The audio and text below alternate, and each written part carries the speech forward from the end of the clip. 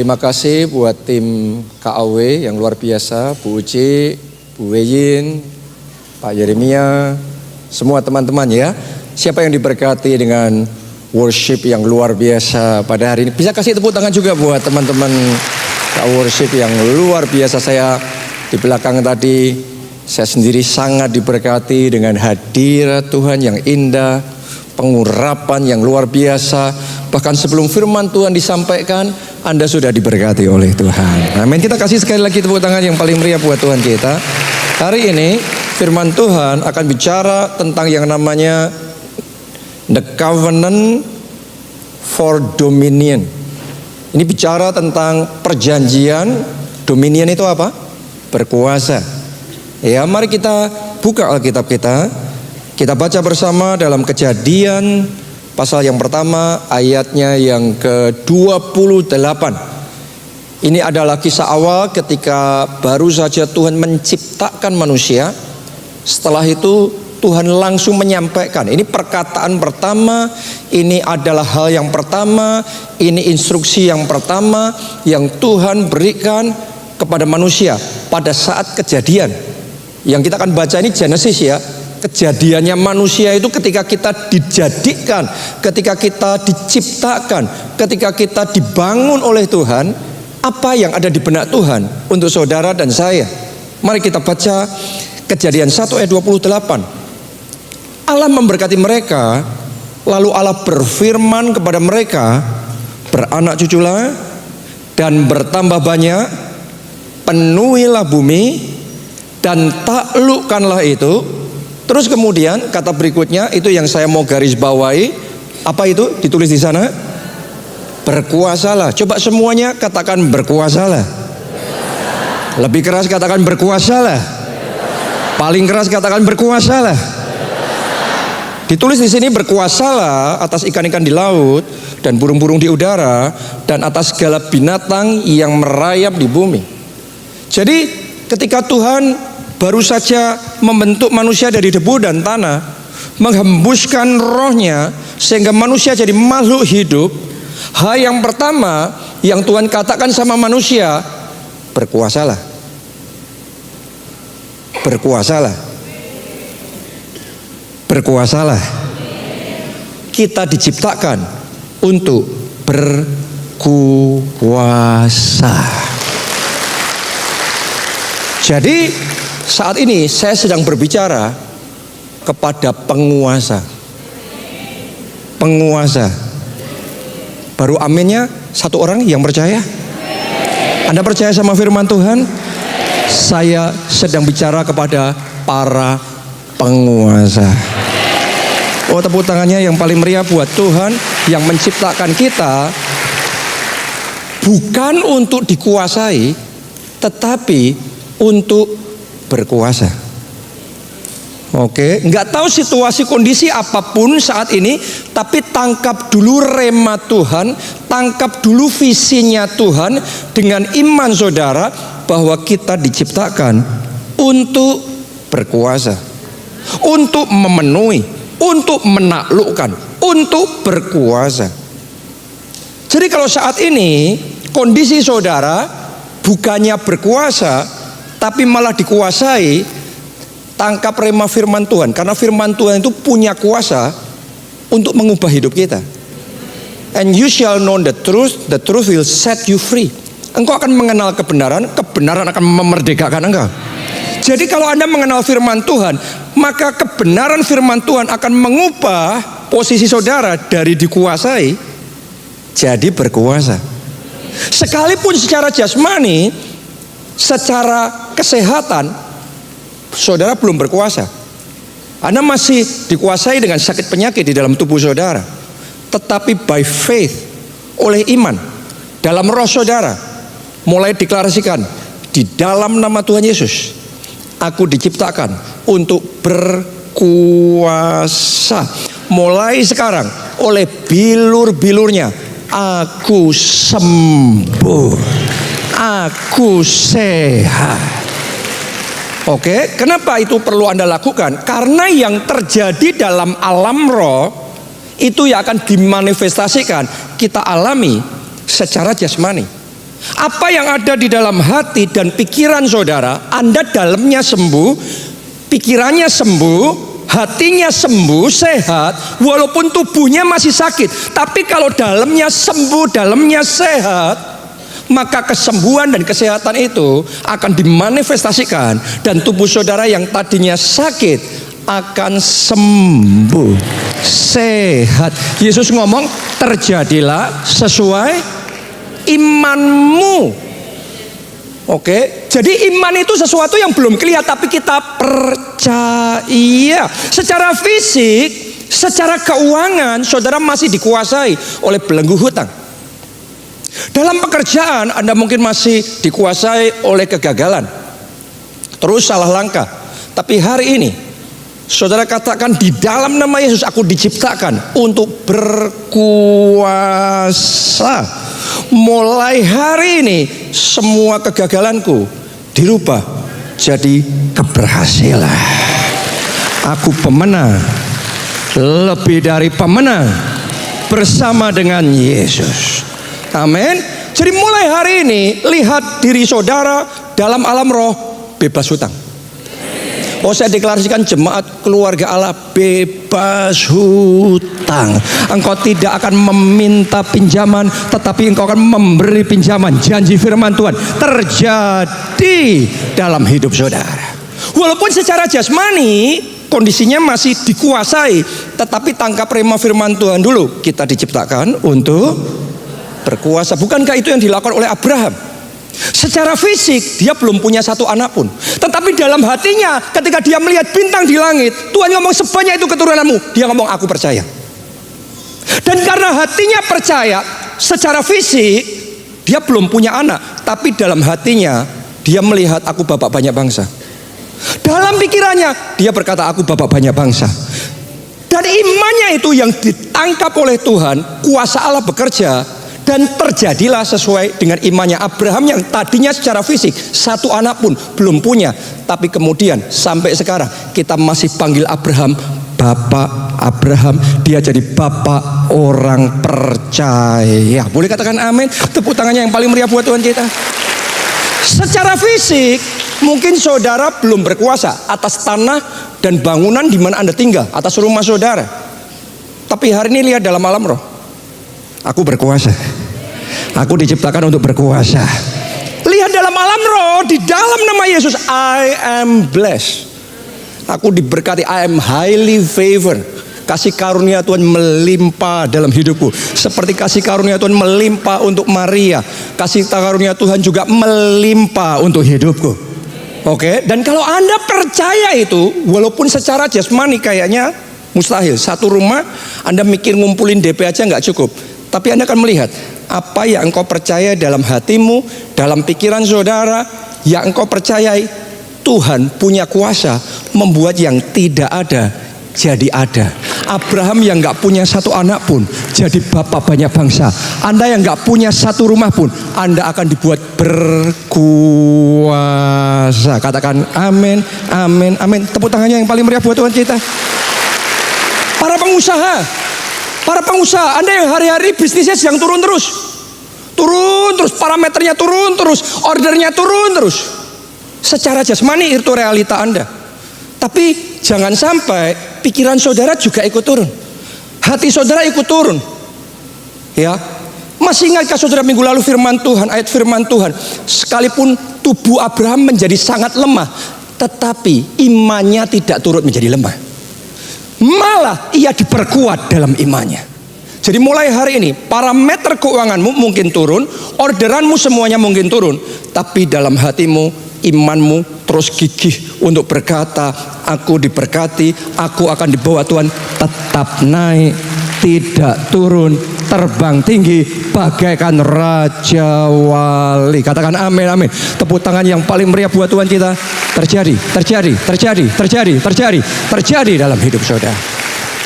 Jadi apa yang kau percaya dalam hatimu jangan dibentuk oleh situasi jasmani saudara. Oke, jangan biarkan situasi sekeliling saudara, kegagalan, keterbatasan membentuk iman kita jadi ambles. No, situasinya boleh gagal, sakit, terbatas, kekurangan, tapi imannya aku diberkati, aku sembuh, aku diurapi Tuhan, aku disertai Tuhan. Apa yang dikerjakan tangan ini dijadikan Tuhan berhasil. Tepuk tangannya boleh yang paling meriah buat Tuhan kita. Haleluya. Itu yang dialami Abraham. Itu juga yang dialami oleh Yusuf. Realitanya Yusuf statusnya waktu itu budak. Bukan cuma budak, tetapi dia di penjara. Tetapi status sebagai budak dan penjara yang mengurung dia secara jasmani tidak pernah bisa mengurung visinya, tidak pernah bisa mengubur impiannya. Dalam hatinya, pikirannya, aku penguasa. Kenapa? Karena dulu Tuhan sudah ngomong sama dia, kamu penguasa Yusuf. Dikasih mimpi, Yusuf aku angkat kamu jadi penguasa. Jadi statusnya budak, tapi imannya tidak pernah berubah jadi budak. Banyak orang keadaannya terbatas, terus kita ngomongnya imannya ikut aku wong cilik, aku orang kecil, aku nggak bisa apa-apa. No. Statusmu boleh cilik, tapi hatimu harus besar. Status Yusuf boleh jadi budak, tapi hatinya berkuasa. Dan seturut dengan imannya itu terjadi. Yusuf dari yang tadinya budak, Yusuf yang tadinya di penjara, tetapi imannya, impiannya, penguasa, itu yang dia percaya, itu yang dia pegang, dan Tuhan kerjakan itu dalam hidupnya. Saya ajak saudara untuk percaya bahwa bersama Tuhan bukan kita diubah, ditentukan, dipengaruhi oleh situasi kita, tapi kita yang mengubah situasi kita. Amin. Anda masih ingat bulan yang lalu ya? Bulan yang lalu waktu saya datang ke Solo ini, saya cerita sama saudara ya, saya sengaja suruh pasang spanduk-spanduk di kota Solo. Nah, Anda jadi saksinya. Saat dunia ngomong, saat tokoh-tokoh besar ngomong, bumi dalam kegelapan, semuanya gelap, 2023 gelap. Tapi kita pasang spanduk. Anda kan lihat ya, saksinya semuanya, tahun super terang. Berapa saat kemudian saya baca pemerintah presiden kita ngomong, oh ternyata yang kita takutkan tidak terjadi. Kegelapan dirubah jadi terang. Boleh katakan amin, amin. Tepuk tangannya yang paling meriah buat Tuhan kita. Saya masih ingat ketika pertama kali saya memulai gereja kita di Jogja, dan pada waktu itu memulai di kos-kosan, satu kelompok sel. Tetapi kalau saya setir di Jogja, di Jalan Raya Kota Jogja, ngelihat gedung-gedung besar di situ, saya selalu tunjuk dalam nama Yesus, gereja kita besar kayak gitu, gereja kita besar kayak gitu. Dan setelah beberapa saat, apa yang saya perkatakan Tuhan kerjakan. Coba saudara renungkan itu.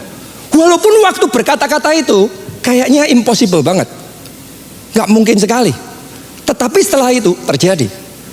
Ya, saya masih ingat juga waktu di Jakarta, saya waktu itu sama istri saya, sama mertua saya, Pak Arif dan Bu Arif, ya, saya ajak mereka makan di satu area yang namanya Pantai Indah Kapuk. Dan saya ngomong waktu itu sama mereka, ada saksinya kan Pak Arif, Bu Arif di sini. Ya, saya ngomong kalau saya mau punya tempat, saya kepengen punya tempat di PIK. Waktu itu saya ngomong begitu. Yang waktu saya perkatakan, saya tidak membayangkan sampai jadinya seperti sekarang. Tapi yang kita percaya Tuhan pegang itu, dan dengan caranya yang ajaib Tuhan yang membuat yang tidak ada jadi ada. Jadi situasimu boleh nothing, tapi engkau harus percaya something. Oke? Ada di tempat ini saudara yang mungkin sudah menikah sekian tahun tapi belum punya anak, miliki iman seperti Abraham. Lihat, Tuhan berkati saudara dengan anak mujizat, dengan anak yang terbaik. Tangkap itu, katakan amin. Ayo kita kasih tepuk tangan yang paling meriah buat Tuhan kita. Waktu kita ke Nigeria, waktu saya sama Pak Obaja ke Nigeria, kita kaget karena kok bisa gereja sampai dalam skala seperti itu. Mereka gereja itu saudaraku punya wilayah 50.000 hektar. Itu kayak nggak kebayang. Kota Solo ini 4.000 hektar, tapi wilayah gereja itu tanahnya 50.000 hektar. Berarti lebih dari 10 kali dari total seluruh wilayah kota Solo. Coba Anda renungkan itu. Kok bisa? Nggak mungkin. Tapi itu yang terjadi. Banyak orang cuma berhenti sampai di situ. Tapi saya sama Pak Obaja, kita tangkap itu dan kita perkatakan, kalau Tuhan bisa lakukan di Nigeria, Tuhan juga bisa lakukan di Indonesia. Kalau Tuhan bisa kerjakan di gereja itu, Tuhan bisa kerjakan di gereja kita. Oke, dan setelah itu saya ajak Pak Obaja, Pak, ayo kita putar-putar kota Solo. Loh, kenapa? Kita ke utara, selatan, timur, barat, doa keliling. Setiap tempat yang diinjak telapak kaki kita, Tuhan berikan. Waktu kita ngomong itu kita kayak orang konyol, karena kenyataannya nggak mungkin, kenyataannya impossible, nggak bisa. Tapi ternyata dengan caranya yang ajaib, belum sampai seperti yang di Nigeria karena semuanya dalam proses, ya. Tapi dalam skala tertentu Tuhan mulai kerjakan yang tadinya tidak terbayangkan, dan oleh sekarang karena kasih karunia Tuhan, Tuhan anugerahkan tanah 20 hektar di Gondang Rejo karena kemurahan Tuhan. Tepuk tangannya pula yang paling meriah buat Tuhan kita. Yang tadinya tidak kebayang untuk gereja di Indonesia itu kayak nggak mungkin, impossible, tapi sekarang jadi realita. Akan banyak hal-hal yang tidak mungkin dalam hidup saudara, tapi hari ini engkau tangkap rema firman Tuhan. Aku diciptakan untuk berkuasa. Terjadi dalam hidup saudara. Terjadi dalam hidup saudara. Terjadi dalam hidup saudara. Mari kita baca 1 Petrus 2 ayat yang ke-9. Tetapi kamulah. Siapa kamu di sini? Masih lemes? Siapa kamu di sini? Saya. Ayat ini buat siapa? Janji Tuhan ini buat siapa? Haleluya.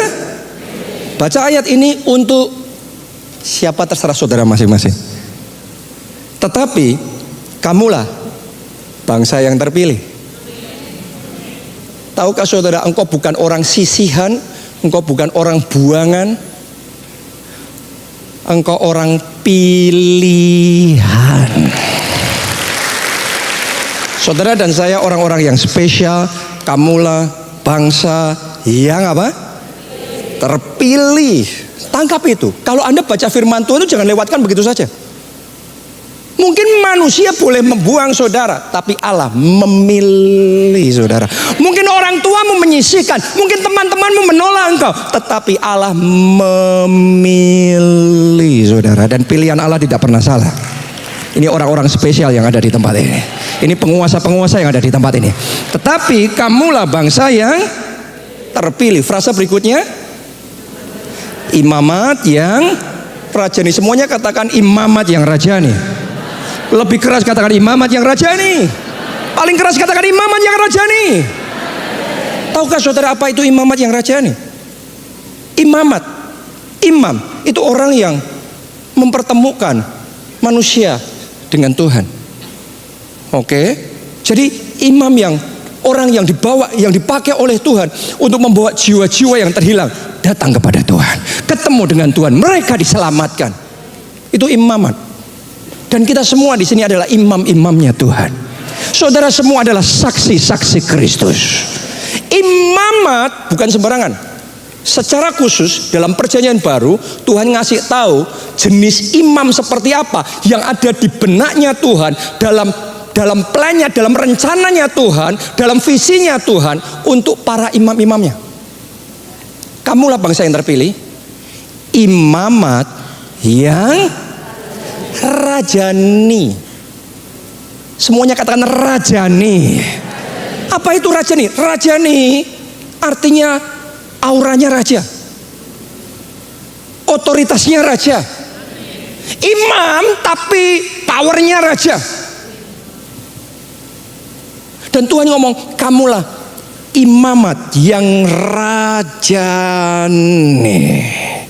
Raja itu berkuasa. Jadi di perjanjian lama, dari kitab Kejadian Tuhan menciptakan, dibangun, langsung Tuhan ngomong berkuasa. Di perjanjian baru diteguhkan, kamu imam yang berkuasa.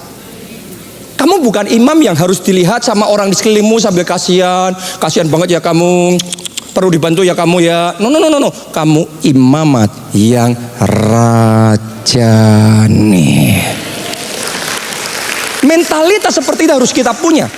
Kalau saudara punya mentalitas yang perlu dikasih ini, perlu ditolong, mungkin Anda dapat belas kasihan, dapat pertolongan, tapi hidupmu nggak berubah. Saudara punya mentalitas rajani, mungkin orang tidak berbelas kasihan sama saudara, tetapi imanmu akan diurapi oleh Tuhan. Kuasa Allah bekerja dalam hidupmu dan kehidupanmu akan dirubah oleh Tuhan. Imamat yang rajani. Para KKS di tempat ini, Anda imamat yang rajani. Para pelayan Tuhan, Anda imamat yang rajani. Banyak orang Kristen nggak ngerti kebenaran ini, termasuk para pendeta. Sehingga banyak pendeta yang hidupnya kayak dikasihani, kasihan banget jadi pendeta, ditolong ya. Tahukah saudara, itu adalah konsep imam di benak manusia, tapi konsep iman di benaknya Tuhan. Kamulah bangsa yang terpilih, imamat yang rajani. Tepuk tangannya yang paling meriah buat Tuhan yang menciptakan kita. Rajani, berkuasa. Jadi mulai hari ini jangan memandang diri terlalu rendah, jangan memandang diri terlalu kecil. Seperti Yusuf tadi saya katakan, posisinya di bawah, budak di penjara, tapi aura rajanya tetap ada, mentalitas rajanya tetap ada, visi rajanya tetap ada. Dan seperti yang dia percaya, Tuhan nyatakan dalam hidupnya. Itu dia. Secara jasmani tubuh kita kayaknya sedang digerogoti dengan sakit penyakit, tapi iman kesembuhan tetap ada, iman kesehatan tetap ada. Secara keuangan mungkin kita sangat terbatas, tetapi dalam hati saudara, jangan keterbatasanmu mengecilkan kuasa Tuhan. Walaupun secara jasmani keuangan saudara terbatas, tapi lihat dengan mata iman saudara, aku diberkati oleh Tuhan, aku diberkati berlimpah-limpah. Imamat yang rajani. Ini imam-imam semua di tempat ini. Amin. Coba lihat samping kanan dan kiri saudara, imam. Katakan imam. Kalau itu enggak masalah ya, kita ngomong yang satu dengan yang lain, imam, oke. Tapi sekarang lakukan hal yang sama. Ngelihat kiri kanan saudara, katakan, kamu raja.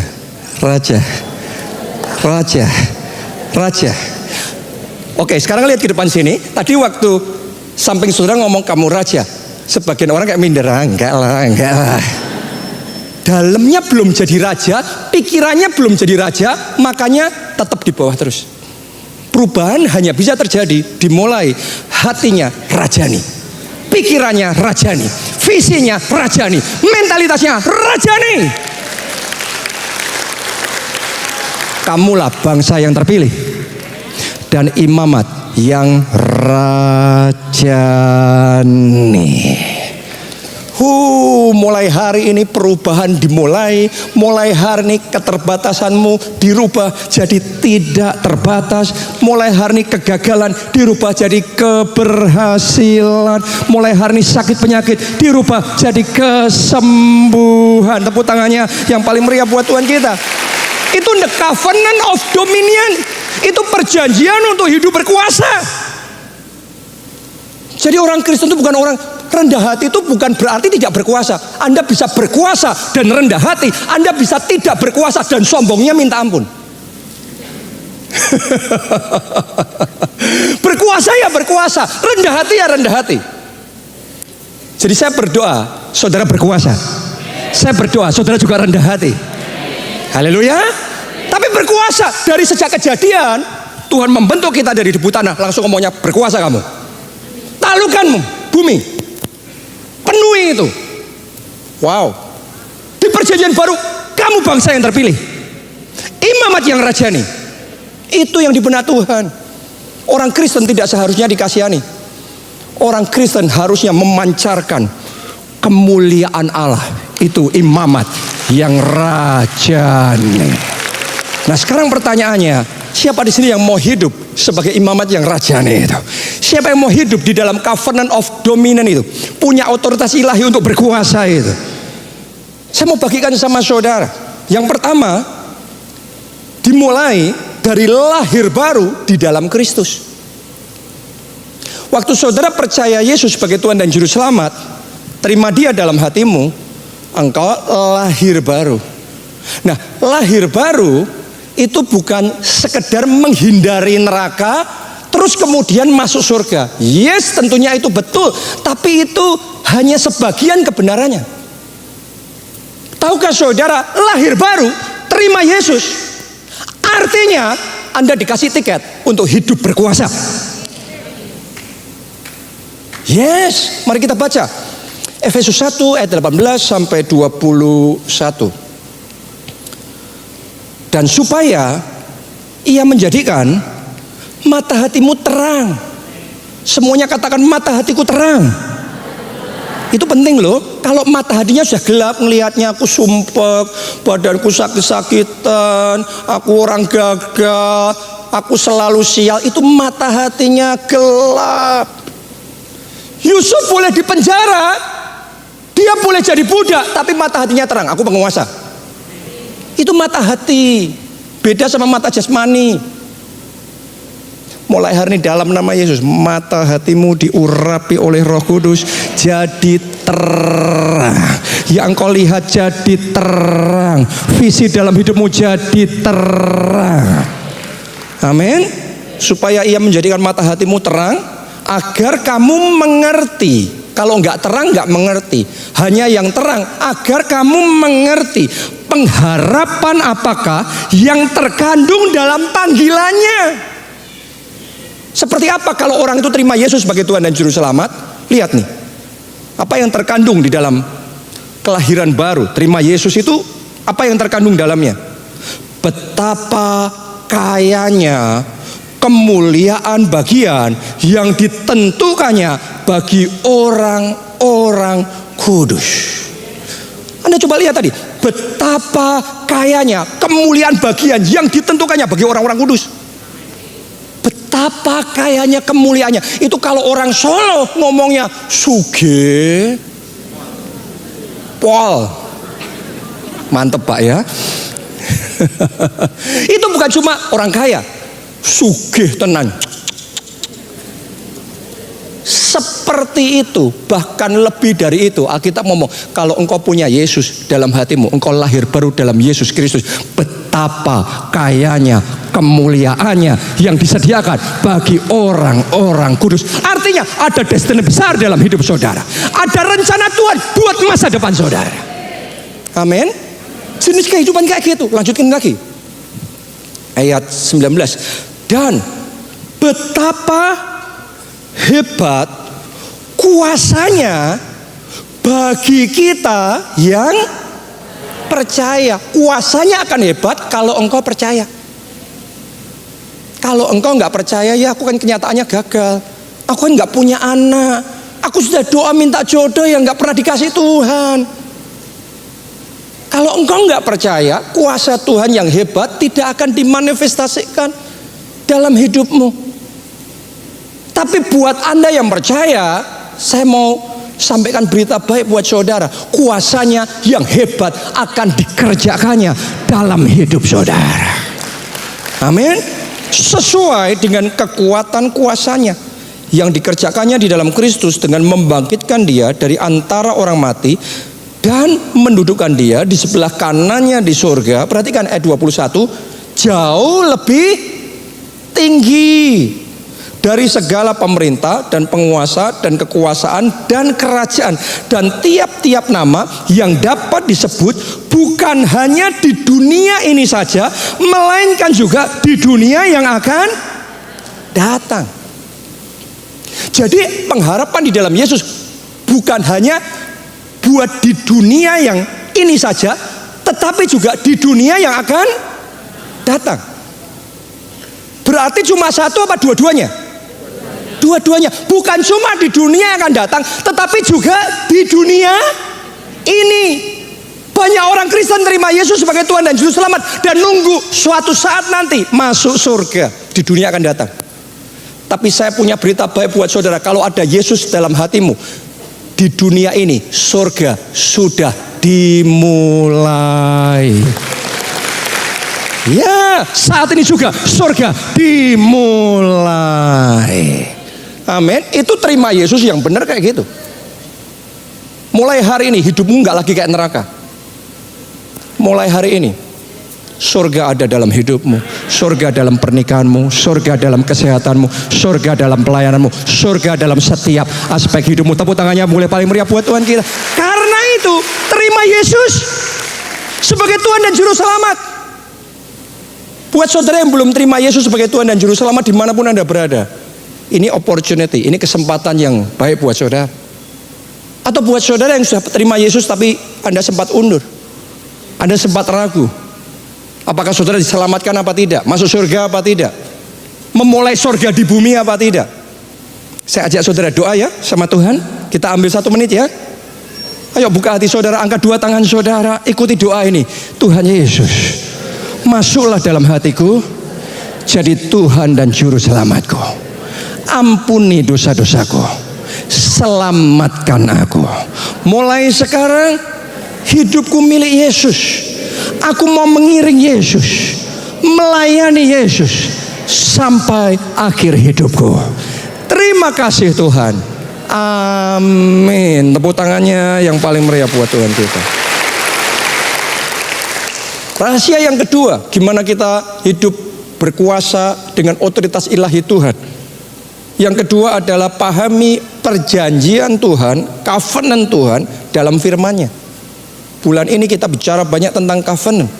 Kenapa? Karena hanya ketika kita memahami perjanjian sama Tuhan, maka urapan berkuasa itu akan mulai dimanifestasikan dalam hidup kita. Kita baca 2 Petrus 1 ayat yang keempat.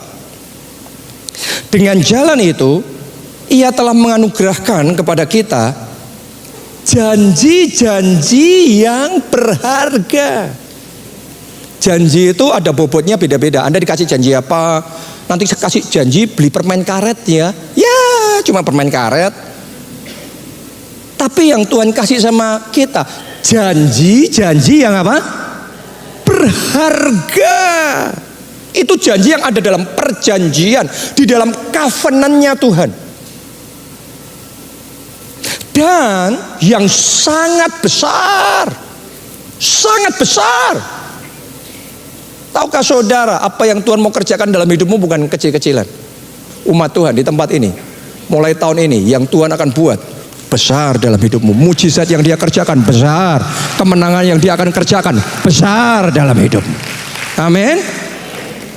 Pas saat ini ada kayak yang di hati saya, dorongan untuk memperkatakan di tempat ini, ada yang Tuhan akan kasih rumahnya besar.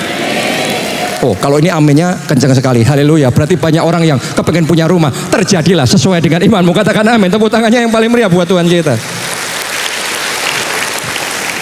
Ini bicara tentang covenant, perjanjian sama Tuhan. Supaya olehnya kamu boleh mengambil bagian dalam apa? Semuanya katakan kodrat ilahi. Saya bacain dulu ya. Kodrat ilahi dan luput dari hawa nafsu dunia yang membinasakan dunia. Jadi di sini ditulis ada yang namanya kodrat ilahi. Kita semua punya kodrat alami. Tapi ada di dalam perjanjian, di dalam Kristus, yang namanya kodrat ilahi. Waktu Petrus masuk di dalam kodrat ilahi itu, tiba-tiba sesuatu berubah. Petrus yang tadinya up and down dalam imannya, Petrus yang tadinya ditegurin terus, dimarahin terus sama Tuhan Yesus, kamu kecil imannya, gitu aja ngusir iblis aja gak bisa, ngelakuin mujizat gak bisa. Petrus yang sama begitu kepenuhan Roh Kudus ambil bagian dalam kodrat ilahi. Alkitab mencatat, Alkitab yang sama itu mencatat, bayangannya saja menyembuhkan orang sakit. Itu kodrat ilahi. Paulus yang tadinya Saulus, penganiaya umat Tuhan, tapi ketika dia ambil bagian dalam kodrat ilahi itu, sapu tangannya aja ditaruh atas orang sakit sembuh. Itu namanya kodrat ilahi. Mungkin kodrat alamimu sangat kecil dan terbatas, sakit-sakitan, nasibnya sial, buruk, jelek.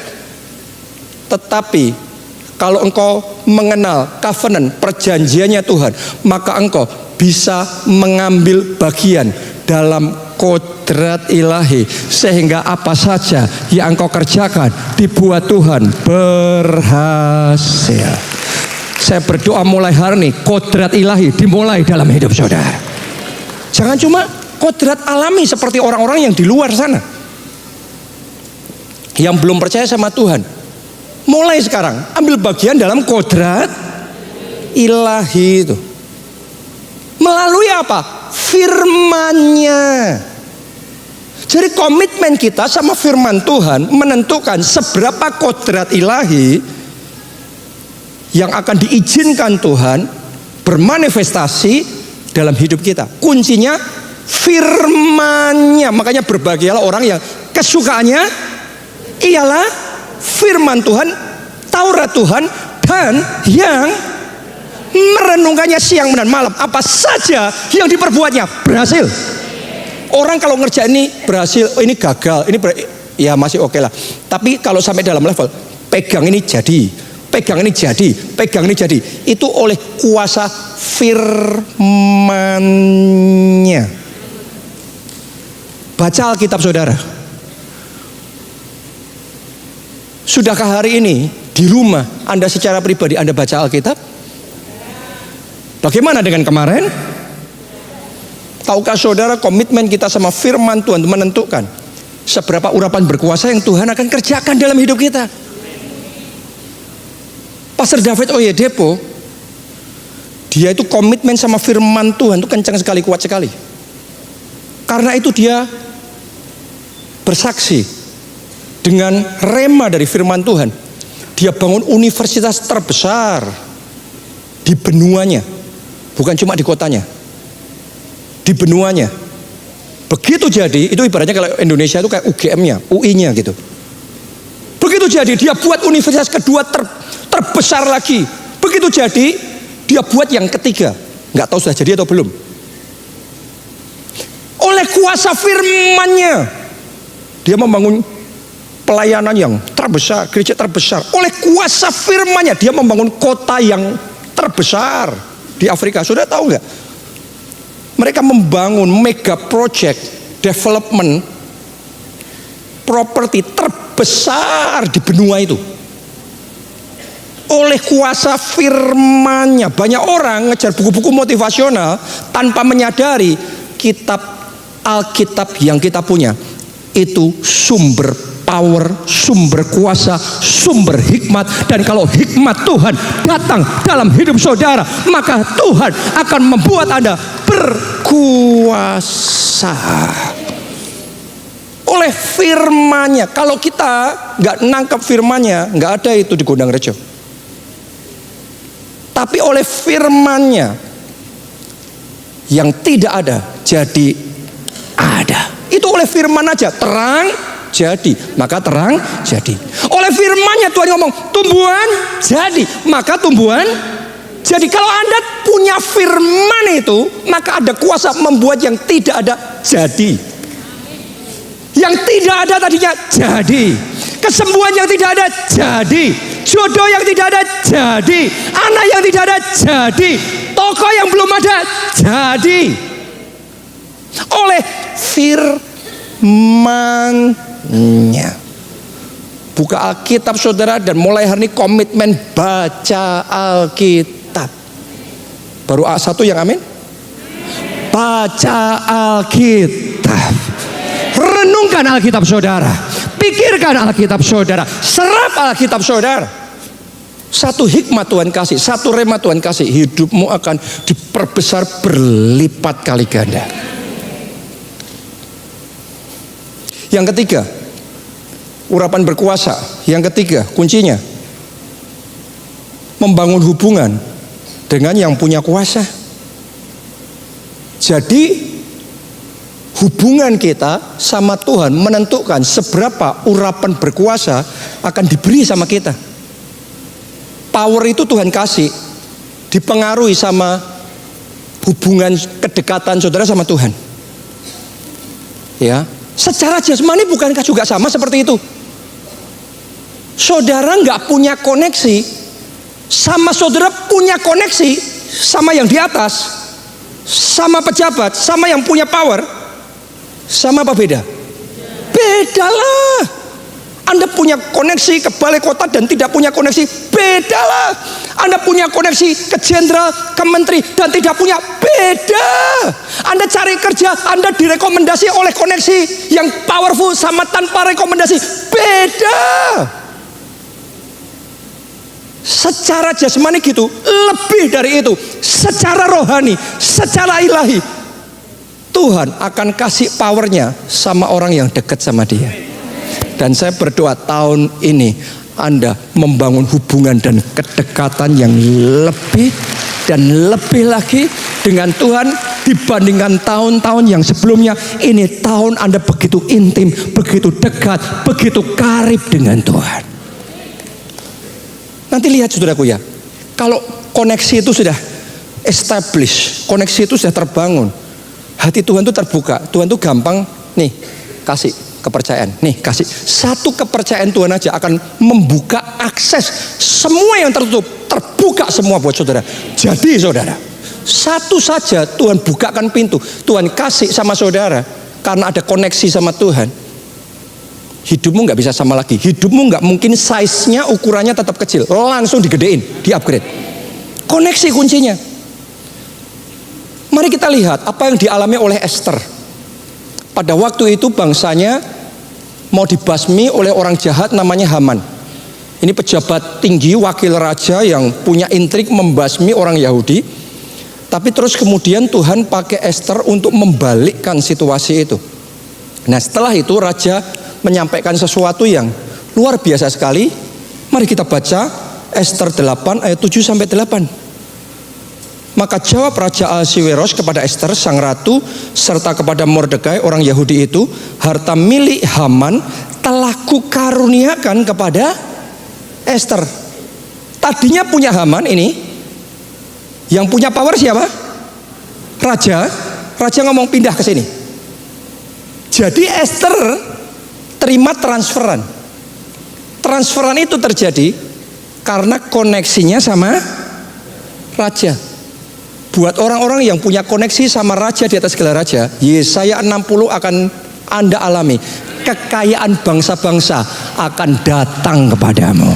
Kelimpahan dari seberang laut akan beralih kepadamu. Itu bukan sembarang loh.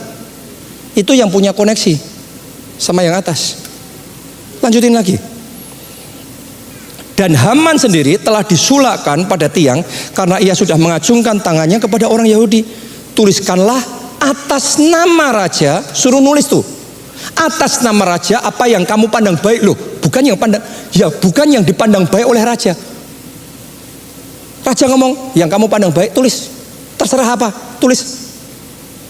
Apa yang kamu pandang baik tentang orang Yahudi, dan meteraikan surat itu dengan cincin meterai raja. Dikasih cap, suruh ngecap sendiri, suruh nulis sendiri, suruh ngecap sendiri. Karena surat yang dituliskan atas nama raja dan dimeteraikan dengan cincin meterai raja tidak dapat ditarik kembali. Coba Anda renungkan ya. Itu ibarat saudara dikasih cek kosong, suruh nulis sendiri, angkanya berapa di sana, tinggal ditok. Itu cap meterai raja, transfer dimulai. Coba Anda renungkan. Raja berani ngelakuin itu bukan sama sembarangan orang, tapi orang terdekat sama dia. Lihat saudaraku, Tuhan kita itu powernya bukan abstrak. Kalau pejabat punya power yang real, pengusaha punya power yang real, jauh lebih dari itu. Allahmu powernya sangat nyata. Karena itu bangun hubungan sama Tuhan.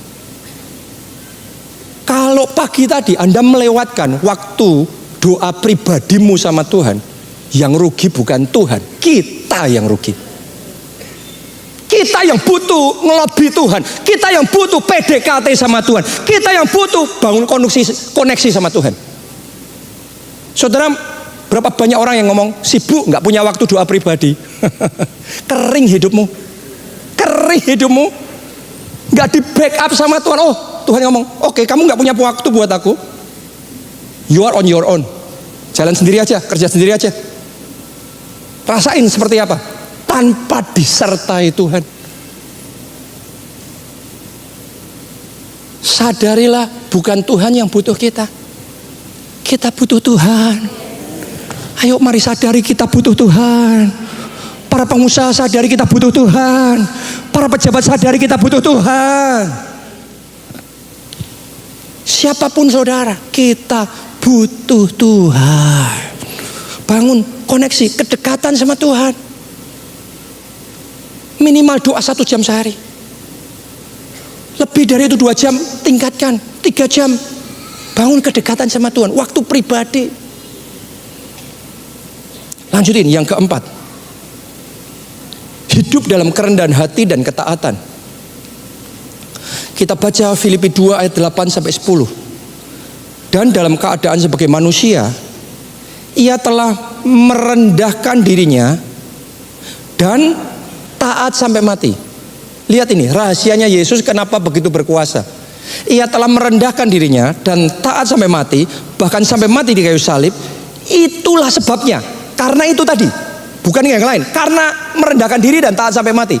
Itulah sebabnya Allah meninggikan dia. Jadi ternyata yang ditinggikan oleh Allah itu bukan sembarangan. Bukan, pokok saya mau ditinggikan, amin. Bukan kayak gitu. Tapi yang ditinggikan oleh Allah, lihat Yesus, yang merendahkan diri dan taat, bahkan taat sampai mati. Lihat, nggak sembarangan. Promosi dari Tuhan itu covenant, perjanjian. Yesus pun harus melalui itu, merendahkan diri dan taat sampai mati. Ada banyak orang disuruh taat, mau kita sendiri. Nggak dapat saudara. Karena Yesus merendahkan diri dan taat sampai mati, ditulis, itulah sebabnya, yang itu loh, itu kamu ngelihat itu. Itulah sebabnya Allah sangat meninggikan dia dan mengaruniakan kepadanya nama di atas segala nama, supaya dalam nama Yesus bertekuk lutut segala yang ada di langit dan yang ada di atas bumi dan yang ada di bawah bumi. Kerendahan hati dan ketaatan kita akan menyebabkan Allah meninggikan kita. Makanya cari terlebih dahulu kerajaan Allah dan kebenarannya, maka semuanya ditambahkan kepadamu. Cari kerajaan Allah dulu, utamain kerajaan Allah dulu. Banyak yang mikir urusan sendiri-sendiri dulu kan, waktu pribadi dulu kan, happy dulu sendiri kan, enak sendiri dulu kan. Nggak dapet. Karena Tuhan ngomongnya cari dulu kerajaan Allah, bersaksi dulu, selamatkan jiwa dulu, kembangin kerajaan Allah terlebih dahulu. Dan Yesus ngomong gini, maka semuanya ditambahkan kepadamu. Itu covenant, itu deal. Ayo kita buat perjanjian. Tuhan ngomong, Yesus yang ngomong. Matius 6 ayat 33 itu Yesus yang ngomong. Ayo buat perjanjian. Kamu cari dulu kerajaan Allah, kebenaran, dan semua ditambahkan kepadamu. Akan ada orang-orang di tempat ini mulai hari ini berhenti doa minta diberkati. Karena berkat itu otomatis ditambahkan kepadamu. Tanpa doa, tanpa minta, itu ditambahkan. Kalau Anda cari kerajaan Allah dan kebenarannya dulu. Bukan cari urusan kita sendiri dulu, kepentingan kita, happy-nya kita dulu, enaknya kita dulu. Kerajaan Allah dulu, jadi saksi dulu, selamatkan jiwa dulu, melayani Tuhan dulu, perluas kerajaan Allah dulu. Yesus ngomong, maka semuanya ditambahkan. Dan Yesus merendahkan diri, taat sampai mati, melakukan semuanya itu. Karena itulah Allah meninggikan dia dan dikaruniakan nama di atas segala nama. Lihat saudaraku, semuanya transfer ke Yesus. Makanya kerendahan hati itu akan menentukan sejauh apa urapan berkuasa Tuhan bisa kerjakan dalam hidup saudara. Yang kelima, secara waktu harusnya saya sudah selesai ya, tapi terus saja ya. Oke, karena saya tahu di tempat ini ada orang-orang yang dalam ibadah ini hidup saudara sedang dirubah. Dimulainya sekarang. Perubahan itu dimulainya sekarang. Yang kelima, rahasia yang kelima untuk urapan berkuasa adalah berpuasa. Yuk puasa. Puasa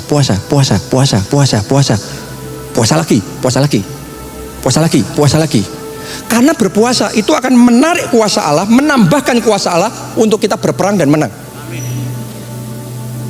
Waktu murid-muridnya mengusir setan, nggak bisa. Yesus ngomong, jenis yang ini hanya bisa melalui doa, puasa. Berarti ada setan tertentu yang akan pergi, ada kemenangan tertentu kita bisa dapat kalau kita puasa.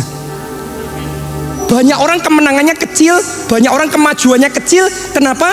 Karena tidak berpuasa. Jenis ini nggak bisa tanpa puasa. Nggak bisa tanpa puasa. Harus, Yesus ngomong harus melalui doa dan puasa. Kadang-kadang ada sebagian orang ngomong gini, wah saya takut bersaksi. Nanti kalau bersaksi malah diganggu iblis, diserang iblis, kita hidupnya malah kacau semua. Sebagian orang, wah saya nggak mau jadi KKS, ketua kelompok saya nggak mau melayani, cari perkara sama iblis. Saya melayani malah dikacaukan oleh iblis. Saya mau ngomong sama saudara gini, Anda tidak cari gara-gara sama iblis, bukan berarti iblis tidak cari gara-gara sama saudara. Anda mau memerangi dia, ya Anda perang. Anda damai ya. Dia yang akan memerangi saudara. Kalau saudara nggak maju memerangi iblis, Anda ngumpet, Anda pokok cari damai aja, nggak cari gara-gara. Dia itu iblis itu bukan jenis orang yang penuh kasih, yang kalau kamu nggak cari gara-gara, dia nggak cari gara-gara. Ini pencuri, pembunuh, pembinasa. Dia cari mangsa empuk. Yang mana ini yang paling gampang dikerjain ini? Yang mana paling penakut ini? Anda nggak cari gara-gara sama iblis, saya yakinkan iblis yang akan duluan memerangi hidupmu. Dan waktu iblis yang datang memerangi engkau, kalau saudara yang diserang, saudara terus kemudian berjuang mempertahankan diri, kalaupun engkau menang, nggak dapat apa-apa karena engkau yang diserang. Tapi kalau engkau kalah, wilayahmu direbut sama iblis, berkatmu direbut sama iblis. Beda ceritanya kalau kita yang maju, kita yang cari gara-gara, kita yang memerangi iblis. Kalau kita yang memerangi, kita belum menang, itu proses perjuangan. Tapi kalau kita menang, kita dapat wilayah baru, kita naik level yang baru. Dan saudara dan saya dibawa Tuhan from glory to glory. Kemuliaan yang lebih besar lagi, yang lebih besar lagi, yang lebih besar lagi. Banyak orang tidak mau perang sama iblis, kemuliaannya diperkecil terus, direbutin terus. Dari kemuliaan pada kemuliaan, tapi semakin kecil, bukan semakin besar. Kemuliaannya diperkecil terus, gara-gara takut perang sama iblis.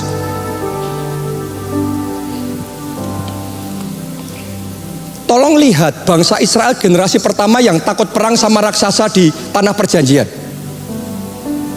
Apakah mereka dapat tanah perjanjian?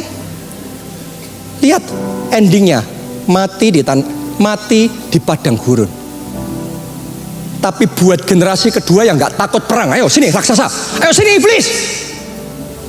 Setiap jengkal tanah perjanjian, ambil lagi, rebut lagi, diperbesar dari kemuliaan pada kemuliaan yang semakin besar. Jangan hindari peperangan rohani. Maju saudara, maju.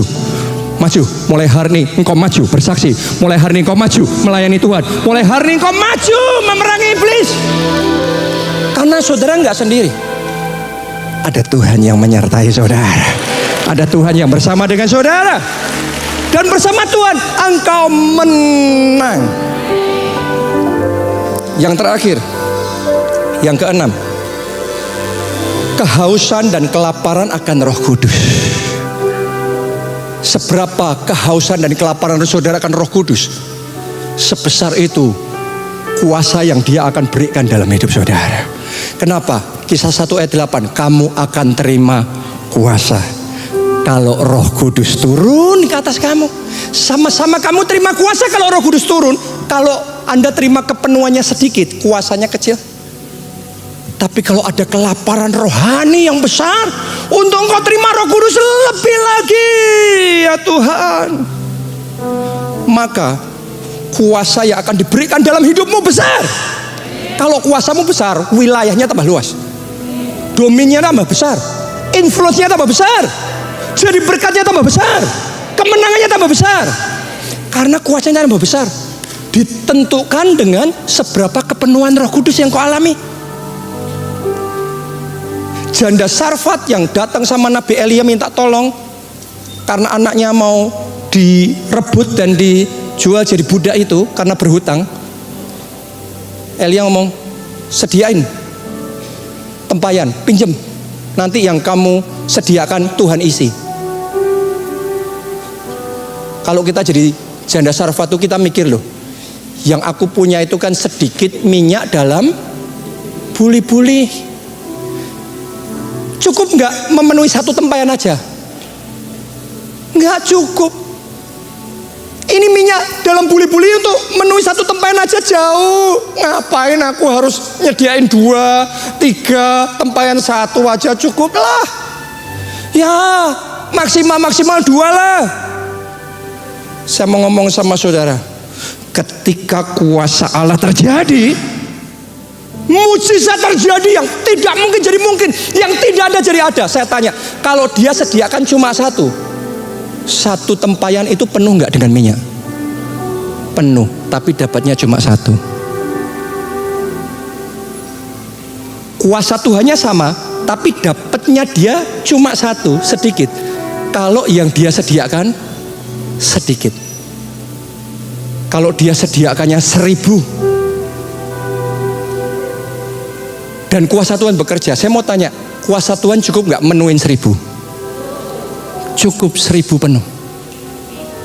Jadi kuasa Tuhannya sama, tapi yang membatasi bukan Tuhan. Yang membatasi kehausan dan kelaparan kita sendiri akan Tuhan. Yang membatasi iman kita sendiri sama Tuhan. Kalau saudara percayanya besar, maka 1000 pun Tuhan penuhkan buat saudara. Karena tanpa kuasa Tuhan 1 pun tidak penuh, tapi dengan kuasa Tuhan 1000 pun penuh. Lihat itu saudaraku. Makanya jangan pernah batasi Tuhan, karena akan ada momennya. Tuhan tuh ngelihat, oke, waktu minyakmu masih sedikit dibuli-buli, waktu modalmu masih sedikit, kemenanganmu masih sedikit, omsetmu masih sedikit, kesehatanmu masih sedikit, kebahagiaanmu masih sedikit, berapa tempayan yang kau sediakan? Karena itu yang menentukan seberapa banyak engkau dipenuhi sama Tuhan. Dulu saya ini orang yang banyak berhutang. Jadi waktu itu saya ingat, beli mobil kredit, beli handphone nyicil, yes, beli rumah kredit, refinance. Sampai waktu di Jakarta, di tempat kita yang di mall Soho Capital, kita beli 1 lantai, itu kredit juga. Imannya saya, ya perlu kredit lah untuk itu bisa. Dan sesuai iman saya, jadi bisa juga. Tapi sampai di satu titik, waktu saya di Nigeria lihat, wih, ini sebesar ini, tanpa hutang, no, sama sekali, debt free. Semua yang gede ini dibangun tanpa hutang. Sejak waktu itu saya nangkep, oh kalau saya nyediain tempayan cuma 1, ya dapat jadi juga, tapi cuma 1. Tapi saya nyediain 1000, jadinya 1000. Saya mulai percaya, sekarang tanpa hutang jadi.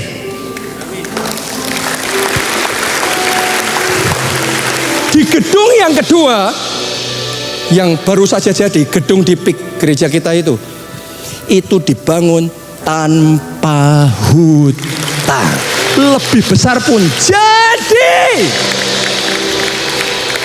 Saya mau ngomong sama saudara, jadi nggak jadi itu bukan urusan hutang apa nggak hutang. 1 tempayan penuh nggak penuh itu bukan 1 apa 1000 tempayan. satu aja penuh, itu butuh kuasa Tuhan.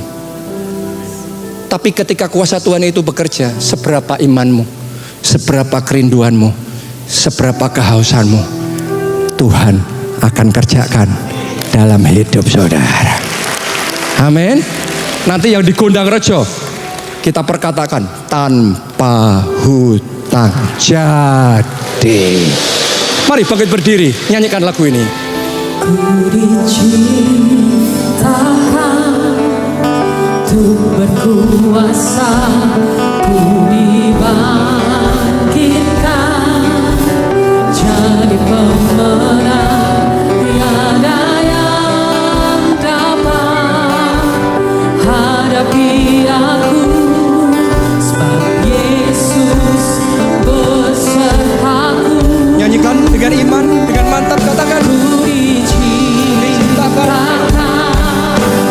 untuk berkuasa, ku dibangkitkan jadi pemenang, tiada yang dapat kalahkan aku, kau milikku kemenangan. Mari lambai-lambaikan dua tanganmu, katakan bersama-sama, ku nyanyi haleluya. Pakai kemenangan, sorak-sorak kemenangan.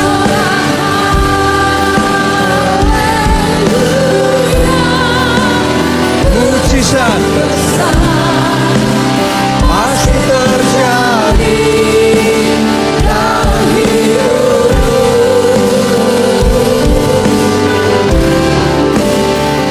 Nyanyi haleluya,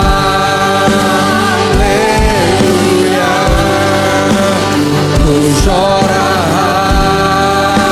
haleluya, mujizat besar. Amin. Mari pahlawan-pahlawan Allah, serukan haleluya, haleluya, haleluya. Ku nyanyi haleluya,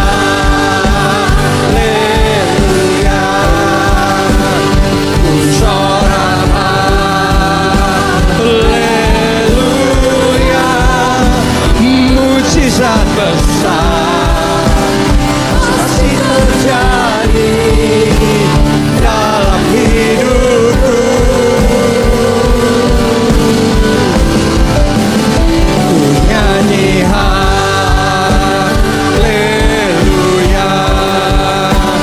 ku sorak haleluya, mujizat besar selalu terjadi atas gereja. Saya tahu waktu tadi Anda bersorak-sorai haleluya, haleluya, maka Tuhan dalam alam roh sedang mengerjakan kemenangan itu dalam hidup saudara. Karena butuh iman. Di saat Abraham tidak punya satu anak pun, tetapi dia percaya, aku bapak banyak bangsa. Butuh iman untuk Kaleb yang sudah berjuang puluhan tahun sampai tua, tapi belum juga dapat 1 meter persegi pun di tanah perjanjian. Untuk dia tetap percaya bahwa bagi Tuhan tidak ada yang mustahil. Kita diciptakan untuk berkuasa. Kita diciptakan rencana Tuhan, kita menguasai tanah perjanjian. Pada puluhan tahun berjuang tidak juga bisa menguasai, tetapi kenyataan itu tidak mengubah iman dalam hatinya. Pokok tetap berkuasa, tanah perjanjian tetap milikku. Itu iman. Mungkin sekarang Anda sedang berperang melawan sakit penyakit. Mungkin sekarang Anda sedang dibelenggu oleh hutang piutang, oleh kegagalan, oleh banyak keterbatasan dalam hidup saudara. Tapi hari ini engkau katakan dengan iman, aku diciptakan untuk berkuasa. Semuanya katakan, aku pemenang. Lebih dari pemenang. Di dalam nama Yesus, aku lakukan perkara-perkara yang besar, ajaib bersama Yesus. Tepuk tangannya yang paling meriah. Ku nyanyi haleluya, ku sorak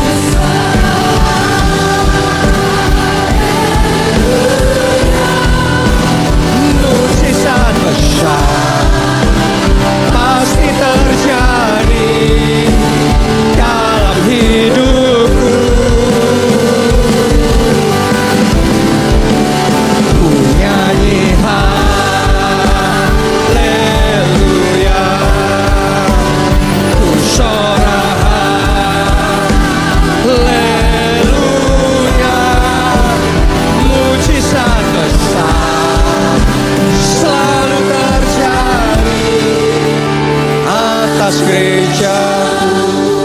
ketika saudara menyanyi, Tuhan taruh di hati saya, di tempat ini ada orang yang dalam hidupnya, dalam perjuangannya, dalam kesehatannya, di dalam pekerjaannya, keuangannya turun terus. Terus turun. Parameternya turun terus. Tapi hari ini, di saat realita turun terus seperti itu yang engkau lihat dan engkau alami dan hatimu sesak, ambil tindakan profetik. Bersorak-sorai, sorak pekik kemenangan. Tuhan berperang dan Tuhan memberikan kemenangan kepada saudara. Dan mulai hari ini katakan di dalam nama Yesus, mulai sekarang aku tidak turun lagi. Aku naik, tetap naik, tidak turun, terbang tinggi bersama Yesus. Suara-suara yang paling meriah, ku nyanyi haleluya, ku sorak haleluya. Mujizat pasti terjadi dalam hidupku. Amin, amin. Ku nyanyi haleluya, ku sorak haleluya. Mujizat besar selalu terjadi atas gerejaku. Katakan mujizat besar. Mujizat pasti terjadi. Mujizat besar, mujizat selalu terjadi. Mujizat besar sudah terjadi, sudah terjadi atas gerejaku. Terima kasih Tuhan. Terima kasih Tuhan. Mari angkat dua tangan saudara dan terima berkat Tuhan ini. Diberkati saudara oleh Tuhan, diberkati keluargamu oleh Tuhan, diberkati studi dan pekerjaanmu oleh Tuhan, diberkati kesehatan dan masa depanmu oleh Tuhan, diberkati pertumbuhan rohani dan pelayanan saudara oleh Tuhan. Dalam anugerah Allah Bapa, cinta kasih Yesus Kristus dan persekutuan dengan Roh Kudus sekarang sampai selama-lamanya. Mari bersama-sama kita katakan amin.